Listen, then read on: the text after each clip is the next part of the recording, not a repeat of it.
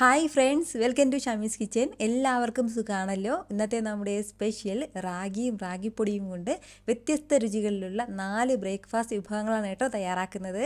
അപ്പോൾ ഈ വീഡിയോ ഇഷ്ടമായാൽ ഇതൊന്ന് ലൈക്ക് ചെയ്യാനും കൂടെ തന്നെ സബ്സ്ക്രൈബ് ചെയ്യാനും ആ തൊട്ടടുത്ത് കാണുന്ന ബെല്ലൈക്കനിൽ ഓൾ മറക്കാതെ കൂടെ ഒന്ന് പ്രസ് ചെയ്തേക്കണേ. എന്നാൽ ശരി, ഇതെങ്ങനെയാ തയ്യാറാക്കുന്നതെന്ന് വേഗം ഒന്ന് കണ്ടു നോക്കാം. ആദ്യം നമുക്ക് റാഗി ദോശ എങ്ങനെയാണ് തയ്യാറാക്കുന്നതെന്ന് നോക്കാം. നമ്മുടെ റാഗി ദോശ തയ്യാറാക്കി എടുക്കാനായിട്ട് ഞാനിപ്പോൾ ഇതുപോലെ 1 കപ്പ് അളവിൽ റാഗി എടുത്തിട്ടുണ്ട്. അപ്പം മുഴുവൻ റാഗിയാണ്, അത് നമുക്ക് ബൗളിലേക്ക് ചേർത്ത് കൊടുക്കാം. 1 കപ്പ് റാഗി നമ്മൾ എടുക്കുമ്പോഴത്തേക്കും ഇതിലേക്ക് നമുക്ക് 1/4 കപ്പ് അളവിൽ ഉഴുന്ന് ആവശ്യമായിട്ടുണ്ട്. മുഴുവൻ ഉഴുന്നാണ് ചേർത്ത് കൊടുക്കുന്നത്. കൂടെ പിന്നെ ഇനി നമുക്കിതിലേക്ക് വേണ്ടത് ഇതുപോലെ 1 ടേബിൾ സ്പൂൺ അളവിൽ ഉലുവയും കൂടിയാണ്. അപ്പോൾ മുഴുവൻ ഉലുവയും കൂടി ചേർത്തിട്ടുണ്ട്. ഇത് 3ഉം കൂടി ചേർത്ത് കൊടുത്തിട്ട് ഇനി ഇതിലേക്ക് ആവശ്യത്തിനുള്ള വെള്ളം ചേർത്തിട്ട് നല്ല രീതിക്ക് തന്നെ നമുക്ക് ഒന്ന് കഴുകിയെടുക്കാം. ഒരു 3-4 തവണ നമ്മളൊന്ന് കഴുകിയെടുത്തേക്കണം കേട്ടോ. നല്ലതുപോലെ ഒന്ന് കഴുകിയെടുത്തേക്കണം. അതായത് 3-4 വെള്ളം ഒഴിച്ച് നമ്മളൊന്ന് കഴുകിയെടുക്കണം. ഇപ്പോൾ തന്നെ ഈ ഒരു ഭാഗം കഴുകുമ്പോൾ ഒരു തവണ നമ്മൾ കഴുകുമ്പോൾ തന്നെ ഇതുപോലെ ഇത്രയ്ക്ക് അതിലിരുന്ന് പൊടിയൊക്കെ ഉണ്ടാകും കേട്ടോ. അതിൻ്റെ പേരിലാണ് 3-4 തവണ നമ്മളൊന്ന് കഴുകിയെടുക്കണം എന്ന് പറയുന്നത്. ഇതുപോലെ ഈ ഒരു രീതിക്ക് 3-4 തവണ ഞാനിതൊന്ന് വെള്ളം ഉപയോഗിച്ച് നന്നായിട്ടൊന്ന് കഴുകി എടുത്തിട്ടുണ്ട്. അപ്പോഴത്തേക്കും നമ്മുടെ ആ റാഗിയിലുള്ള ഒരു പൊടിയെല്ലാം പോയിട്ടുണ്ട്. ഇതുപോലെ നമുക്ക് ആ തെളിഞ്ഞ വെള്ളം ഇങ്ങനെ കിട്ടും കേട്ടോ. അപ്പോൾ ഇത് ഇത്രയും ആയിക്കഴിഞ്ഞാൽ ഇനി നമുക്കിതിലേക്ക് വേണ്ടത് ഇതുപോലെ ഒരു 1/4 കപ്പ് അളവിൽ അവിലും കൂടിയാണ്. അപ്പോൾ അവിലും കൂടി നമുക്ക് ഇതിലേക്കൊന്ന് ചേർത്ത് കൊടുക്കാം. അപ്പോൾ ഇത് ഇത്രയും ചേർത്തിട്ട് നന്നായിട്ട് നമുക്കൊന്ന് കുതിരാൻ വേണ്ടിയിട്ടൊന്ന് സമയം കൊടുക്കാം. അതായത് നല്ലതുപോലെ ഒന്ന് സോഫ്റ്റായിട്ട് കുതിർന്ന് കിട്ടിയിട്ട് ഒരു 3-4 മണിക്കൂർ മാത്രം മതിയാവും. നമ്മുടെ അരിയെല്ലാം കുതിർന്ന് കിട്ടുന്ന അത്രയും സമയത്തിൻ്റെ ആവശ്യമില്ല. 3 മണിക്കൂർ കൊണ്ട് തന്നെ ധാരാളം നല്ലതുപോലെ സോഫ്റ്റായിട്ട് റാഗി എല്ലാം ഒന്ന് റെഡിയായി കിട്ടിക്കോളും കേട്ടോ. എന്നാൽ ശരി, അത്രയും സമയം ഇതിങ്ങനെ ഒന്നിരിക്കട്ടെ. ഇതിപ്പോൾ നമ്മളെ കുതിർക്കാൻ വെച്ചിട്ട് ഏകദേശം ഒരു 3 മണിക്കൂറോളം കഴിഞ്ഞിട്ടുണ്ട്. അത്രയും സമയം കൊണ്ട് തന്നെ നന്നായിട്ട് ഇതെല്ലാം ഒന്ന് കുതിർന്ന് സോഫ്റ്റായി കിട്ടിയിട്ടുണ്ട് കേട്ടോ. അപ്പോൾ ഇനി നമുക്ക് വേണ്ടത് ഇത് ഒരു തവണ ഒന്ന് വെള്ളത്തിലും കൂടി ഒന്ന് കഴുകിയെടുക്കാം. ഞാനിതിപ്പോൾ ഒരു തവണ കൂടി വെള്ളത്തിലിട്ട് നല്ലതുപോലെ ഒന്ന് കഴുകി എടുത്തിട്ടുണ്ട്. ഒരുപാട് സമയത്ത് ഒരുപാട് വെള്ളത്തിൽ കഴുകേണ്ട കാര്യമില്ലെങ്കിൽ പിന്നെ നമ്മുടെ അവല് പൊടിഞ്ഞു പോകും. അതൊന്ന് പ്രത്യേകം ശ്രദ്ധിച്ചേക്കണം. അപ്പോൾ ഇതുപോലെ ഒന്ന് കഴുകി എടുത്തു കഴിഞ്ഞാൽ ഇനി നമുക്ക് വേണ്ട എന്താണെന്ന് വെച്ചാൽ ഇതൊരു മിക്സിയുടെ ജാറിലേക്ക് മാറ്റിയിട്ട് നല്ലതുപോലെ ഒന്ന് അരച്ചെടുക്കണം. ജാറിലേക്ക് ഞാനിപ്പോൾ ഒരു പകുതിയോളം അളവിലാണ് ഇതിപ്പോൾ ചേർത്ത് കൊടുത്തിട്ടുള്ളത്. ബാക്കി പകുതി ബൗളിൽ തന്നെ ഉണ്ട്. അപ്പോൾ ഇത് കംപ്ലീറ്റും ചേർത്ത് കൊടുക്കാൻ പറ്റുന്ന മിക്സിയുടെ ജാറാണെങ്കിൽ ചേർത്ത് കൊടുക്കാം. അതല്ലാന്നുണ്ടെങ്കിൽ ഇതുപോലെ കുറച്ച് കുറച്ചായിട്ട് ചേർത്ത് കൊടുത്തിട്ട് വേണം നന്നായിട്ടൊന്ന് അരച്ചെടുക്കാനായിട്ട്. ഇനി ഇതിലേക്ക് ആവശ്യത്തിന് മാത്രം കുറച്ച് വെള്ളം കൂടി ചേർക്കാം. ഇനി ഇത് നല്ല സ്മൂത്തായിട്ട് തന്നെ നമുക്കൊന്ന് അരച്ചെടുക്കാവുന്നതാണ്. ഇതുപോലെ നന്നായിട്ട് ഞാനിതൊന്ന് അരച്ചെടുത്തിട്ടുണ്ട്. നല്ല സ്മൂത്തായിട്ടൊന്ന് അരച്ചെടുത്തിട്ടുണ്ട്. ഇതുപോലെ തന്നെ നമുക്ക് ബാക്കിയുള്ളത് ഒന്ന് അരച്ചെടുക്കാവുന്നതാണ്. നന്നായിട്ട് അരച്ചെടുത്ത മാവ് നമുക്ക് ഇനി ഒരു പാത്രത്തിലേക്ക് ചേർത്ത് കൊടുക്കാവുന്നതാണ്. ഇനി നമുക്ക് വേണ്ടത് കൈ നന്നായിട്ടൊന്ന് വാഷ് ചെയ്തതിന് ശേഷം നമുക്ക് നല്ലതുപോലെ ഒന്ന് മിക്സ് ചെയ്തെടുക്കാം. കൈ വെച്ചിട്ട് നമ്മളൊന്ന് മിക്സ് ചെയ്തെടുക്കുമ്പോൾ പെട്ടെന്ന് തന്നെ അത് ഫെർമെൻറ്റേഷനായി കിട്ടും. അപ്പോൾ ഈ ഒരു രീതിക്ക് ഒന്ന് ചെറിയ രീതിയിൽ ഒരു 30 സെക്കൻഡ് ഒന്ന് നമ്മളൊന്ന് കൈ വെച്ചിട്ടൊന്ന് മിക്സ് ചെയ്തെടുത്താൽ മതിയാവും. അപ്പോൾ ഇതുപോലെ നമ്മുടെ മാവെല്ലാം ഒന്ന് മിക്സ് ചെയ്തെടുത്ത് കഴിഞ്ഞാൽ ഇനി നമുക്ക് വേണ്ടത് ഈ മാവ് ഒന്ന് പുളിക്കാൻ വേണ്ടി പൊന്തി വരാൻ വേണ്ടിയിട്ട് ഒന്ന് മാറ്റി വെക്കാം. ഏകദേശം ഒരു 7-8 മണിക്കൂർ മാറ്റി വെക്കാവുന്നതാണ്. നമ്മളിപ്പോൾ നൈറ്റ് ഇത് ചെയ്ത് വെക്കുകയാണെന്നുണ്ടെങ്കിൽ രാവിലെ ബ്രേക്ക്ഫാസ്റ്റിന് കറക്റ്റായിട്ട് ഇത് റെഡി ആയിട്ടുണ്ടാകും കേട്ടോ. അപ്പോൾ ഇതൊന്ന് അടച്ച് വെക്കുകയാണ്. 8 മണിക്കൂറിന് ശേഷം നമുക്കൊന്ന് തുറന്ന് നോക്കാവുന്നതാണ്. ഇതിപ്പോൾ ഏകദേശം ഒരു 8 മണിക്കൂറോളം കഴിഞ്ഞിട്ടുണ്ട്. നന്നായിട്ട് തന്നെ നമ്മുടെ മാവെല്ലാം ഒന്ന് പൊന്തി വന്നിട്ടുണ്ട്. നിങ്ങൾക്കിത് കാണുമ്പോൾ തന്നെ അറിയാമായിരിക്കുമല്ലോ. ഈ ഒരു രീതിക്ക് ഒന്ന് മിക്സ് ചെയ്തെടുത്ത് കഴിഞ്ഞാൽ ഇനി നമുക്ക് ദോശ ചുടാവുന്നതാണ്. അപ്പോൾ ദോശ ചുടാൻ വേണ്ടിയിട്ട് ആവശ്യമായിട്ടുള്ള മാവ് മാത്രം ഒരു ബൗളിലേക്ക് മാറ്റാം. ബാക്കി വരുന്ന മാവ് വന്നിട്ട് നമുക്ക് ഇനി ഫ്രിഡ്ജിൽ സൂക്ഷിക്കാവുന്നതാണ്. ഇനി നമ്മൾ പുറത്ത് വെക്കരുത്, എങ്കിൽ പിന്നെ മാവ് നല്ലപോലെ അങ്ങ് പുളിച്ച് പോകും. ഇനി നമുക്ക് വേണ്ടത് നമ്മുടെ ഈ മാവിനും ആവശ്യമായിട്ടുള്ള ഉപ്പും കൂടിയാണ്. ഒരല്പം ഉപ്പ് ചേർക്കുകയാണ്. മാവ് ഒരുപാട് കട്ടിയാണെന്നുണ്ടെങ്കിൽ മാത്രം കുറച്ച് വെള്ളം ചേർക്കാവുന്നതാണ്. ഒരുപാട് വെള്ളം ചേർക്കരുത്. നമ്മൾ സാധാരണ ദോശയ്ക്കൊക്കെ നമ്മൾ മാവിൻ്റെ ആ ഒരു ടെക്സ്ചർ ഉണ്ടല്ലോ, അത് തന്നെയാണ് നമുക്ക് ഇതിലും വേണ്ടത്. ഇനി നല്ലതുപോലെ ഇതെല്ലാം കൂടി ഒന്ന് യോജിപ്പിച്ചെടുക്കാവുന്നതാണ്. ഇതുപോലെ ഒന്ന് മിക്സ് ചെയ്ത് യോജിപ്പിച്ചെടുത്ത് കഴിഞ്ഞാൽ പിന്നെ നമുക്ക് വേഗം തന്നെ നമ്മുടെ ദോശ ഒന്ന് ചുട്ടെടുക്കാം. ദോശക്കല്ല് ഇപ്പോൾ ഇവിടെ നല്ലതുപോലെ ഒന്ന് ചൂടായിട്ടുണ്ട്. അപ്പോൾ ഇതിലേക്ക് ഞാനിപ്പോൾ കുറച്ച് വെള്ളം ഒന്ന് തളിച്ചു കൊടുക്കണം കേട്ടോ. അതൊന്ന് കാരണം നല്ലതുപോലെ ചൂടായിരിക്കും ദോശക്കല്ല്. ചെറുതായിട്ടൊന്ന് ആ പൊള്ളുന്ന ആ ഒരു ചൂടൊന്ന് മാറാൻ വേണ്ടിയിട്ടാണ് ഒരല്പം വെള്ളം ഒന്ന് തളിച്ചു കൊടുക്കുന്നത്. ആ വെള്ളം എല്ലാം ഒന്ന് മാറിയതിന് ശേഷം ആവശ്യത്തിനുള്ള മാവ് നമുക്ക് ഇതിലേക്കൊന്ന് ചേർത്ത് കൊടുക്കാവുന്നതാണ്.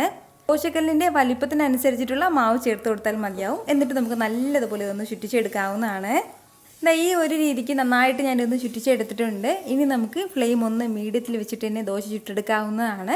ഇതിന് മുകളിലേക്ക് ഒരല്പം നെയ്യ് ഞാനൊന്ന് ചുറ്റിച്ചു കൊടുക്കുകയാണ്. നെയ്യ് നമ്മൾ ഈ റാഗി ദോശയിൽ ചുറ്റിച്ചു കൊടുക്കുമ്പോൾ ഒരു പ്രത്യേക ടേസ്റ്റാണ് കേട്ടോ. നെയ്യിന് പകരം നമ്മുടെ കയ്യിൽ വേറെ ഏതെങ്കിലും എണ്ണ ഉണ്ടെങ്കിൽ, സാധാരണ വെളിച്ചെണ്ണ ഉണ്ടെങ്കിൽ അതും ചേർക്കാവുന്നതാണ്. നെയ്യാണ് ഏറ്റവും കൂടുതൽ നന്നായിട്ടുള്ളത്. നമ്മൾ ദോശയെ വന്നിട്ട് തിരിച്ച് മറിച്ചിടുന്നില്ല, ഒരു സൈഡ് മാത്രമേ ചുട്ടെടുക്കുന്നുള്ളൂ. അതിൻ്റെ പേരിൽ നന്നായിട്ട് പുറം ഭാഗം മുരിഞ്ഞിട്ട് വേണം നമ്മളിത് എടുക്കാനായിട്ട്. തിരിച്ച് മറിച്ചും ഇടണമെന്ന് താല്പര്യമുള്ളവർക്ക് ആ ഒരു രീതിക്ക് തിരിച്ച് മറിച്ചിട്ടെടുക്കാവുന്നതാണ് കേട്ടോ. വളരെ രുചികരമായിട്ടാണ് നമ്മുടെ ഈ റാഗി ദോശ നമുക്ക് കിട്ടുന്നത്. അതായത് നമ്മളെ വീട്ടിൽ മിക്കവാറും സാധാരണ അരിദോശ വെക്കുന്നവരാണ്. അപ്പോൾ ഈ അരിദോശയ്ക്ക് പകരം ഒന്ന് ഇതുപോലെ റാഗി ദോശ ഒന്ന് മാറ്റി പിടിക്കുക. അപ്പോൾ നിങ്ങൾ ഇടയ്ക്കിടയ്ക്ക് ഇതുപോലത്തെ റാഗി ദോശ, ഹെൽത്തി ആയിട്ടുള്ള റാഗി ദോശ കൂടി നിങ്ങൾ വീട്ടിൽ തയ്യാറാക്കും കേട്ടോ. വളരെ രുചികരമായിട്ട് കിട്ടുന്നതാണ്. എന്തിൻ്റെ കൂടെ വേണമെങ്കിലും, സാധാരണ നമ്മൾ ദോശ കഴിക്കുമ്പോൾ എന്തിൻ്റെ കൂടെയൊക്കെ സൈഡായിട്ട് എടുക്കുമോ അതുപോലെ എല്ലാ സൈഡ് ഡിഷും നമുക്ക് ഇതിൻ്റെ കൂടെയും ബെസ്റ്റ് സ്യൂട്ടായിട്ട് പോകുന്നതാണ്. ഇനി നമുക്ക് 2 വ്യത്യസ്ത രുചികളിൽ റാഗി പുട്ട് തയ്യാറാക്കാവുന്നതാണ്. ഇതിന് വേണ്ടിയിട്ട് ആദ്യം നമുക്ക് ഒരു ബൗളിലേക്ക് ഇതുപോലെ 2 കപ്പ് അളവിൽ റാഗി പൊടി ചേർത്ത് കൊടുക്കാം. റാഗി പൊടി ചേർത്ത് കൊടുത്തു കഴിഞ്ഞാൽ പിന്നെ നമുക്കിതിലേക്ക് വേണ്ടത് ആവശ്യത്തിനുള്ള ഉപ്പും കൂടിയാണ്. പിന്നെ വേണ്ടത് വളരെ കുറച്ചായിട്ട് മാത്രം വെള്ളം ചേർത്ത് കൊടുത്തിട്ട് നന്നായിട്ട് നമ്മൾ പുട്ടൊക്കെ തയ്യാറാക്കില്ലേ, അതുപോലെ ആ പുട്ടിൻ്റെ മാവിനുള്ള ആ ഒരു രീതിക്ക് ഇതൊന്ന് നന്നായിട്ടൊന്ന് മിക്സ് ചെയ്തെടുക്കാം. നമുക്ക് ആദ്യം കുറച്ച് മാത്രം വെള്ളം ചേർത്ത് ഇതുപോലെ ഒന്ന് മിക്സ് ചെയ്തതിന് ശേഷം പിന്നീട് ആവശ്യത്തിന് മാത്രം വെള്ളം ചേർക്കാവുന്നതാണ്. കട്ടയൊന്നും ഇല്ലാത്ത രീതിയിൽ നന്നായിട്ട് നമുക്ക് ഒന്ന് യോജിപ്പിച്ചെടുക്കേണ്ടതായിട്ടുണ്ട്. ഞാനിപ്പോൾ ഈ ഒരു രീതിക്ക് നന്നായിട്ട് തന്നെ ഇതെല്ലാം കൂടി ഒന്ന് മിക്സ് ചെയ്തെടുത്തിട്ടുണ്ട്. നമ്മൾ സാധാരണ പുട്ടുപൊടി എങ്ങനെയാണോ നമ്മൾ നനച്ചെടുക്കുന്നത് ആ ഒരു രീതിക്ക് തന്നെ ഇതൊന്ന് മിക്സ് ചെയ്തെടുക്കാവുന്നതാണ് കേട്ടോ. ഇതുപോലെ അധികം കട്ടയൊന്നും ഇല്ലാത്ത രീതിയിൽ ഒന്ന് യോജിപ്പിച്ചെടുത്തേക്കണം. ഈ ഒരു രീതിക്ക് ഒന്ന് മിക്സ് ആക്കി കഴിഞ്ഞാൽ പിന്നെ ഇനി നമുക്കിതിലേക്ക് വേണ്ടതാണ് ഞാൻ ഇതുപോലെ ഒരു 1/2 കപ്പ് അളവിൽ ചിരകിയ തേങ്ങയും കൂടി അതും കൂടി ചേർക്കാം. തേങ്ങയും ചേർത്ത ശേഷം നല്ല രീതിക്ക് തന്നെ വീണ്ടും ഒന്ന് മിക്സ് ചെയ്ത് യോജിപ്പിച്ചെടുക്കാവുന്നതാണ്. ഈ ഒരു സമയം നമ്മൾ ഉപ്പെല്ലാം ഒന്ന് ടേസ്റ്റ് ചെയ്ത് നോക്കിയേക്കണം. ഉപ്പ് കുറവാണെന്നുണ്ടെങ്കിൽ ഈ ഒരു സമയം ഒരല്പം ഉപ്പ് കൂടി ചേർക്കാവുന്നതാണ് കേട്ടോ. നന്നായിട്ട് ഇതുപോലെ ഞാനൊന്ന് മിക്സ് ചെയ്ത് എടുത്തിട്ടുണ്ട്. ഈ ഒരു രീതിക്ക് നന്നായിട്ട് ഇതുപോലെ ഒന്ന് മിക്സ് ചെയ്ത് യോജിപ്പിച്ചെടുത്ത് കഴിഞ്ഞാൽ പിന്നെ ഇനി നമുക്കിതൊന്ന് ആവിച്ചെമ്പിലേക്ക് മാറ്റാം. ഒരു ആവിച്ചെമ്പിലേക്ക് ഞാനിപ്പോൾ കുറച്ച് വെള്ളം വെച്ചിട്ടുണ്ട്. ആ വെള്ളം നന്നായിട്ടൊന്ന് തിളച്ച് വരികയാണ്. വെള്ളം നന്നായിട്ട് തിളച്ച് തുടങ്ങി കഴിഞ്ഞാൽ പിന്നെ നമുക്ക് നമ്മൾ തയ്യാറാക്കി വെച്ചിരിക്കുന്ന ആ ഒരു മിക്സ് ആവിയിലേക്ക് വെക്കാവുന്നതാണ്. കംപ്ലീറ്റ് ആയിട്ട് ഞാനിപ്പോൾ വെച്ചിട്ടുണ്ട്. ഇനി നമുക്കൊന്ന് അടച്ച് വെച്ച് കുറഞ്ഞതൊരു 15 മിനിറ്റ് മീഡിയം ഫ്ലെയിമിൽ നന്നായിട്ട് ഒന്ന് ആവി ഒളിക്കണം കേട്ടോ. അപ്പോഴത്തേക്ക് നല്ല പെർഫെക്റ്റ് ആയിട്ട് ഇത് വെന്തിട്ടുണ്ടാവും. ഇതിങ്ങനെ ഒന്ന് ആവിയിൽ വേകാൻ തുടങ്ങിയിട്ട് ഏകദേശം ഒരു 15 മിനിറ്റോളം ആയിട്ടുണ്ട്. നിങ്ങൾക്ക് ഇത് കാണുമ്പോൾ തന്നെ അറിയാമായിരിക്കുമല്ലോ എന്തുമാത്രം പെർഫെക്റ്റ് ആയിട്ടാണ് വെന്ത് കിട്ടിയിട്ടുള്ളതെന്ന്. ഇനി നമുക്ക് ഫ്ലെയിം ഒന്ന് ഓഫ് ചെയ്യാവുന്നതാണ്. ഇനി നമുക്ക് വേണ്ടത്, ഇതിപ്പോൾ അത്യാവശ്യം നല്ല ചൂടാണ്. ഈ ചൂട് മാറിയതിന് ശേഷം ഒരു ബൗളിലേക്ക് നമുക്ക് ഇതൊന്ന് മാറ്റാം. ചെറിയ രീതിയിൽ ഇതൊന്ന് തണുത്തതിന് ശേഷം ഞാനിപ്പോൾ ഇതുപോലെ ഒരു ബൗളിലേക്ക് ഇതൊന്ന് മാറ്റിയിട്ടുണ്ട്. ഇനി നമുക്കിത് ഉടൻ തന്നെ ഇത് സെർവ് ചെയ്യാവുന്നതാണ്. ഈ ചൂടോടുകൂടി തന്നെ സെർവ് ചെയ്യാവുന്നതാണ്. ഇതിൻ്റെ സൈഡായിട്ട് പ്രത്യേകിച്ച് വേറെ ഒന്നും വേണമെന്ന് ആവശ്യമില്ല. നിങ്ങൾക്ക് എന്തെങ്കിലും നിർബന്ധം ഉണ്ടെങ്കിൽ പുട്ടിൻ്റെ കൂടെ നമ്മൾ സാധാരണ എന്തൊക്കെ സൈഡായിട്ട് വെച്ച് കഴിക്കുമോ അതൊക്കെ ഇതിൻ്റെ കൂടെയും സൈഡായിട്ട് എടുക്കാവുന്നതാണ് കേട്ടോ. അപ്പോൾ ഈ ഒരു രീതിക്ക് നമുക്ക് ഡയബറ്റിക് പേഷ്യൻസിനും അതുപോലെ തന്നെ അമിതവണ്ണം കുറയ്ക്കാൻ ആഗ്രഹിക്കുന്നവർക്കും ഒക്കെ നല്ല ബെസ്റ്റായിട്ട് ഈ ഒരു രീതിക്ക് നമുക്ക് തയ്യാറാക്കി കഴിക്കാവുന്നതാണ്. അതല്ല ഇങ്ങനെ അമിതവണ്ണവും ഡയബറ്റിക്സ് ഒന്നും ഇല്ല, നമുക്ക് വീട്ടിൽ നോർമലായിട്ട് രാവിലത്തെ ബ്രേക്ക്ഫാസ്റ്റ് തയ്യാറാക്കി കഴിക്കാനും ഞാൻ മിക്കവാറും വീട്ടിൽ തയ്യാറാക്കുന്ന രീതിയുണ്ട്. അതുകൂടി പറയാം. നമ്മളിപ്പോൾ തയ്യാറാക്കിയെടുത്തതിൽ നിന്നും ഒരു പകുതി അളവ് ഞാനിപ്പോൾ ഒരു ബൗളിലേക്ക് മാറ്റിയിട്ടുണ്ട്. ഇതിലേക്ക് ഇനി നല്ല ഫ്രഷ് ആയിട്ട് ചിരകിയെടുത്ത കുറച്ച് തേങ്ങ കൂടി ചേർത്ത് കൊടുക്കാം. വളരെ കുറച്ച് മാത്രം മതിയാവും. ഇനി ഇതിനോടൊപ്പം നമുക്ക് വേണ്ടത് ഇതുപോലെ ഒരു 1/4 കപ്പ് അളവിൽ പനം കൽക്കണ്ട അല്ലെങ്കിൽ ശർക്കര ചേർത്ത് കൊടുക്കാം.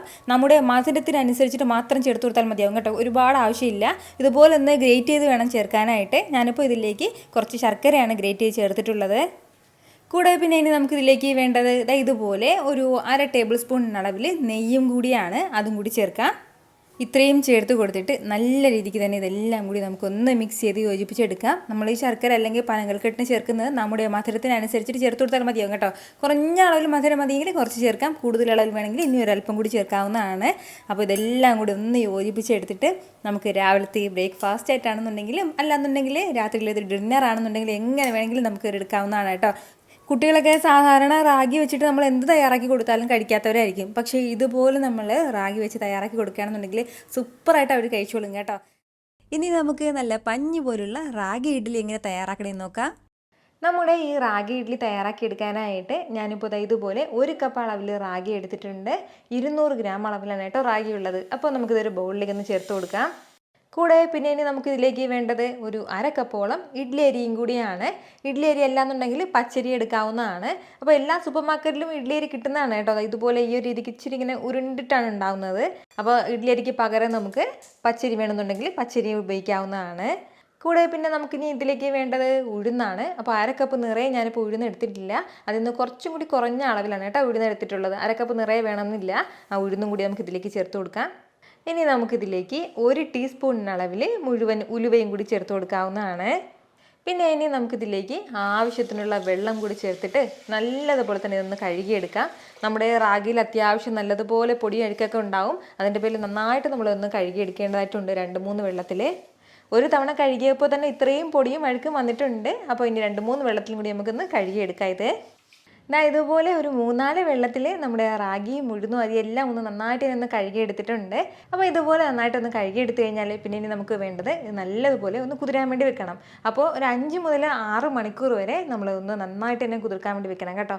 നമ്മുടെ റാഗിയും ഉഴുന്നും എല്ലാം ഒന്ന് കുതിർക്കാൻ വെച്ചിട്ട് ഇപ്പോൾ ഏകദേശം ഒരു 6 മണിക്കൂറോളം ആയിട്ടുണ്ട്. അത്രയും സമയം കൊണ്ട് തന്നെ നല്ല സോഫ്റ്റായിട്ട് റാഗി എല്ലാം ഒന്ന് കുതിർന്ന് കിട്ടിയിട്ടുണ്ട് കേട്ടോ. ഉഴുന്നും നന്നായിട്ട് തന്നെ കുതിർന്ന് കിട്ടിയിട്ടുണ്ട്. അപ്പോൾ ഇത്രയും ആയി കഴിഞ്ഞാൽ ഇനി നമുക്ക് ഇത് നേരെ തന്നെ ഈ വെള്ളം കുറച്ചൊന്ന് മാറ്റിയിട്ട് നമുക്കൊരു മിക്സിയുടെ ജാറിലേക്ക് മാറ്റാം. അപ്പോൾ ഇത് ഇച്ചിരി കൂടുതലുള്ളതിൻ്റെ പേരിൽ ഞാനിപ്പോൾ ഒരു പകുതിയായിട്ടാണ് മിക്സിയുടെ ജാറിലേക്ക് മാറ്റി ഒന്ന് നന്നായിട്ടൊന്ന് അരച്ചെടുക്കുന്നത്. പകുതിയോളം അളവ് ഞാനിപ്പോൾ ഇതുപോലെ മിക്സിയുടെ ജാറിലേക്ക് മാറ്റിയിട്ടുണ്ട്. ഇനി നമുക്ക് ഇതൊന്ന് അരച്ചെടുക്കാനായിട്ട് ഞാനിപ്പോൾ ഒരല്പം ഐസ് ക്യൂബ്സ് കൂടി ഇതിലേക്ക് ചേർത്ത് കൊടുക്കുകയാണ്. അപ്പോൾ നമ്മളിത് മിക്സിയിലാണ് അരയ്ക്കുന്നതെങ്കിൽ മാത്രം ഇതുപോലെ ഐസ് ക്യൂബ്സ് ചേർത്ത് കൊടുത്താൽ മതിയാവും. അതല്ല എന്ന് വെച്ചാൽ നമ്മൾ മിക്സിയിൽ അരച്ചെടുക്കുന്ന സമയത്ത് മാവ് നന്നായിട്ടൊന്ന് ചൂടായി പോകും. അപ്പോൾ നമ്മുടെ ഇഡ്ഡലിയുടെ ടേസ്റ്റ് നമുക്ക് കിട്ടില്ല. അതുപോലെ തന്നെ ഇത് ഫെർമെൻ്റായി കിട്ടാനും ഒരുപാട് സമയം എടുക്കും. അപ്പോൾ ഐസ് ക്യൂബ്സ് ചേർത്തിട്ട് നമുക്ക് നന്നായിട്ട് അരച്ചെടുക്കാം. അപ്പോൾ മാവ് ചൂടാകില്ല. ഇതുപോലെ നല്ല സ്മൂത്തായിട്ട് ഞാനിതൊന്ന് അരച്ചെടുത്തിട്ടുണ്ട്. അപ്പോൾ ഇതുപോലെ തന്നെ നമുക്ക് ബാക്കിയുള്ള റാഗിയും ഉഴുന്നൊക്കെ ഒന്ന് അരച്ചെടുക്കാം. നമ്മുടെ റാഗിയും അരിയും ഉഴുന്നും എല്ലാം നന്നായിട്ട് തന്നെ ഞാനിതുപോലെ ഒന്ന് അരച്ചെടുത്തിട്ടുണ്ട്. അപ്പോൾ ഇത്രയും മാവാണ് കേട്ടോ നമുക്കിത് കിട്ടിയിട്ടുള്ളത്. ഇനി നമുക്കിതിലേക്ക് ചേർക്കേണ്ടത് ആവശ്യത്തിനുള്ള ഉപ്പും കൂടിയാണ്. ഈ ഒരു സമയം ഒരല്പം ഉപ്പും കൂടി ചേർക്കാം. ഉപ്പും ചേർത്തിട്ട് നന്നായിട്ട് ഇതെല്ലാം കൂടി ഒന്ന് യോജിപ്പിച്ച് കൊടുക്കാം. ഈ ഒരു കട്ടിക്കാണ് കേട്ടോ ഞാനിപ്പോൾ ഇത് മാവൊന്ന് അരച്ചെടുത്തിട്ടുള്ളത്. അപ്പോൾ ഇതുപോലെ മാവെല്ലാം ഒന്ന് റെഡിയാക്കി എടുത്തു കഴിഞ്ഞാൽ ഇനി നമുക്ക് വേണ്ട എന്താണെന്ന് വെച്ചാൽ ഇത് നന്നായിട്ടൊന്ന് ഫെർമെൻ്റ് ആകാൻ വേണ്ടിയിട്ട് ഒരു 8 മണിക്കൂറെങ്കിലും നമ്മളിതിങ്ങനെ ഒന്ന് റെസ്റ്റ് ചെയ്യാൻ വേണ്ടി വെക്കണം. അതായത് രാത്രിയിൽ നമ്മളിപ്പോൾ തയ്യാറാക്കി വെക്കുകയാണെന്നുണ്ടെങ്കിൽ മാവ് അരച്ച് വെക്കുകയാണെന്നുണ്ടെങ്കിൽ രാവിലെ ആകുമ്പോഴത്തേക്ക് നല്ല പെർഫെക്റ്റ് ആയിട്ട് തന്നെ നമ്മുടെ മാവ് റെഡി ആയിട്ടുണ്ടാവും. അപ്പോൾ ഞാനിതൊന്ന് അടച്ച് വെക്കുകയാണ്. ഒരു 8 മണിക്കൂർ അടച്ച് വെക്കാം. നമ്മുടെ ഈ മാവ് ഇപ്പോൾ ഇങ്ങനെ ഒന്ന് പുളിക്കാൻ വെച്ചിട്ട് ഏകദേശം ഒരു 8 മണിക്കൂറോളം ആയിട്ടുണ്ട്. അത്രയും സമയം കൊണ്ട് തന്നെ നല്ല രീതിക്ക് നമ്മുടെ മാവെല്ലാം ഒന്ന് പൊങ്ങി കിട്ടിയിട്ടുണ്ട്. നന്നായിട്ട് തന്നെ ഒന്ന് ഫെർമെൻ്റായി കിട്ടിയിട്ടുണ്ട്. ഈ ഒരു രീതിക്ക് ഇനി നമുക്ക് വേണ്ടത് നന്നായിട്ട് തന്നെ നമുക്ക് ഒന്ന് മിക്സ് ചെയ്ത് കൊടുക്കാം. ഒരുപാടിട്ട് മിക്സ് ചെയ്യേണ്ട ആവശ്യമില്ല. ചെറിയ രീതിക്ക് ഇതെല്ലാം കൂടി ഒന്ന് യോജിപ്പിച്ച് കൊടുക്കാവുന്നതാണ്. ഈ ഒരു രീതിക്ക് നമ്മളൊന്ന് മിക്സ് ചെയ്ത് കൊടുത്തു കഴിഞ്ഞാൽ ഇനി നമുക്ക് ഒട്ടും സമയം താമസിക്കേണ്ട, വേഗം തന്നെ നമുക്ക് ഇഡ്ഡലി തയ്യാറാക്കി തുടങ്ങാവുന്നതാണ്. അപ്പോൾ ഇഡ്ഡലി മാവിൻ്റെ കൺസിസ്റ്റൻസി എന്ന് പറയുന്നത് ഈ ഒരു കട്ടി തന്നെ ഉണ്ടാവണം കേട്ടോ. ഇഡ്ഡലി ചെമ്പിൽ ഞാനിപ്പോൾ വെള്ളം വെച്ചിട്ടുണ്ടായിരുന്നു. ആ വെള്ളം കംപ്ലീറ്റ് ആയിട്ട് ഒന്ന് തിളച്ച് തുടങ്ങിയിട്ടുണ്ട്. ഇതുപോലെ ഒന്ന് തിളച്ച് തുടങ്ങിയതിന് ശേഷം മാത്രം നമുക്ക് ഇതിന് മുകളിൽ ഇഡ്ഡലി തട്ട് വെച്ച് കൊടുക്കാവുന്നതാണ്. ഇതുപോലെ മാവ് നിറച്ച് ഇഡ്ഡലി തട്ട് വെച്ച് കഴിഞ്ഞാൽ ഇനി നമുക്കിതൊരു 10 മിനിറ്റ് ആവിയിലൊന്ന് വേവിച്ചെടുക്കാം. നമ്മുടെ ഇഡ്ഡലി എല്ലാം ഒന്ന് ആവിയിൽ ഇങ്ങനെ വേകാൻ വെച്ചിട്ട് ഏകദേശം ഒരു 10 മിനിറ്റോളം ആയിട്ടുണ്ട്. അത്രയും സമയം കൊണ്ട് തന്നെ നമ്മുടെ ഇഡ്ഡലിയൊക്കെ നല്ല സോഫ്റ്റായിട്ട് വെന്ത് കിട്ടിയിട്ടുണ്ട് കേട്ടോ. അപ്പോൾ ഇനി ഇതിന് മുകളിലേക്ക് ഒരല്പം പച്ച വെള്ളം ഒന്ന് തളിച്ചു കൊടുക്കാം. ചെറുതായിട്ട് ഒന്ന് വെള്ളം തളിച്ചു കൊടുത്തിട്ട് ഇനി നമുക്കിത് എടുക്കാവുന്നതാണ്. ആ ഒരു നല്ല തിളയ്ക്കുന്ന ആ ഒരു ചൂട് മാറിയിട്ട് ചെറിയ ഒരു ചൂടാകുമ്പോഴത്തേക്ക് നമുക്കൊരു പ്ലേറ്റിലേക്ക് ഇതൊന്ന് കമ്മിറ്റ് ചെയ്ത് തട്ടി കൊടുത്തിട്ട് നമുക്കിതിന് മുകളിൽ നമ്മൾ ഇട്ടിരുന്ന ആ ഒരു കോട്ടൺ തുണി പതുക്കെ ഒന്ന് എടുക്കാവുന്നതാണ്.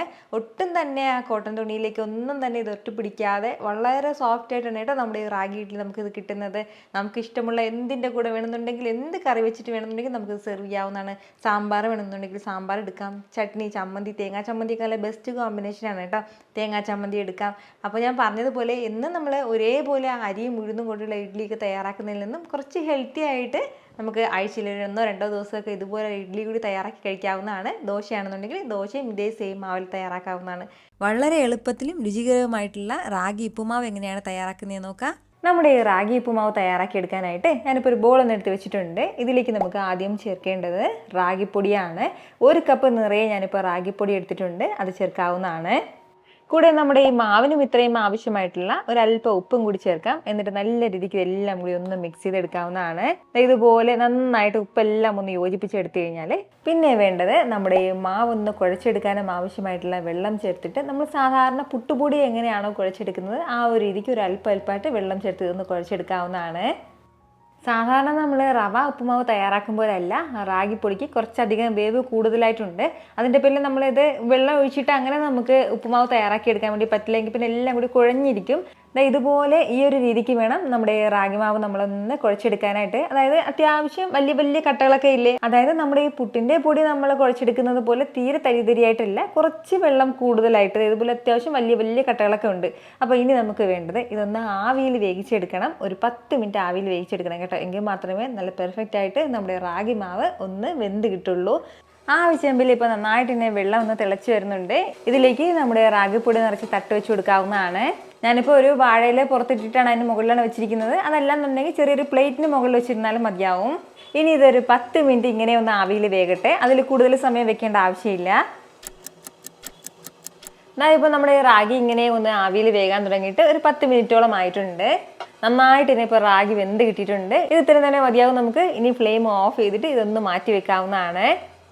ഇനി നമുക്ക് വേണ്ടത്, ഞാനിപ്പോൾ ഒരു കടായി അടുപ്പത്തേക്ക് വെച്ചിട്ടുണ്ട്. അതൊന്ന് ചൂടായി വരുമ്പോഴത്തേക്കും ഇതിലേക്ക് നമുക്ക് 1.5 ടേബിൾ സ്പൂൺ അളവിൽ വെളിച്ചെണ്ണ ചേർത്ത് കൊടുക്കാം. എണ്ണ ഒന്ന് ചൂടായി വരുമ്പോഴത്തേക്കും 1/2 ടീസ്പൂൺ കടുക് ചേർക്കാവുന്നതാണ്. കടുക് ഒന്ന് പൊട്ടിത്തുടങ്ങുമ്പോഴത്തേക്കും പിന്നെ വേണ്ടത് ചെറിയൊരു പീസ് അളവിൽ ഇഞ്ചി ഒന്ന് ചെറുതായിട്ട് അരിഞ്ഞെടുത്തിട്ടുണ്ട്, അതും കൂടി. അതുപോലെ തന്നെ 2 ടേബിൾ സ്പൂൺ നിലക്കടല എടുത്തിട്ടുണ്ട്. പച്ച നിലക്കടലയോ വറുത്ത നിലക്കടലയോ എടുക്കാവുന്നതാണ്. നിലക്കടലയ്ക്ക് പകരം നമ്മുടെ കയ്യിൽ വേറെ എന്തെങ്കിലും നട്ട്സ് ഉണ്ടെങ്കിൽ അതും ചേർക്കാവുന്നതാണ്.